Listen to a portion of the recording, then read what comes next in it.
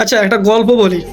একটা কনস্ট্রাকশনে কিছু কাজ চলতেছিল, তো নিচে কিছু শ্রমিক কাজ করতেছে এবং উপরে এক ইঞ্জিনিয়ার ওগুলো দেখাশোনা করতেছে।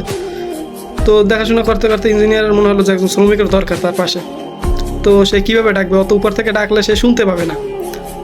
সে পকেট থেকে 100 টাকার একটা নোট নিচে ফেলালো।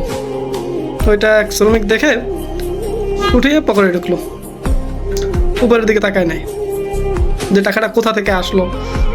পরে আবার 500 টাকার একটা নোট ফেলালো, সেটা উঠে পকেটে রাখছে। পরে 1000 টাকার নোট ফেলালো, সেটা উঠিয়ে পকেটে রেখে দিছে। তো ইঞ্জিনিয়ার ভাবলো যে ডিফারেন্ট কিছু করতে হবে, এভাবে কাজ হবে না। কি করলো, একটা ছোটো পাথরের টুকরা নিচে ফেলাইছে। তখন যাই ওই পাথরের টুকরাটা ওই শ্রমিকের মাথার উপরে যাইয়ে পড়ছে।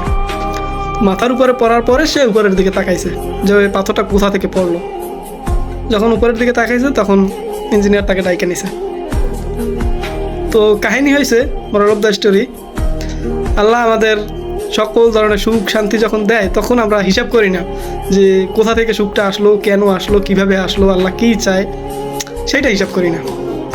যখন আল্লাহ কিছু বিপদ দেয়, পরীক্ষার জন্য হোক, যেভাবে হোক বিপদ আপদ দেয়, ধন দৌলত কমাইয়ে দেয়, রোগ বালাই দেয়, তখন আমরা উপরের দিকে তাকাই আল্লাহর দিকে, যে আল্লাহ এটা আমাকে কেন দিলা, এটা কিভাবে হইল, আর আমাকেই কি দেখলা।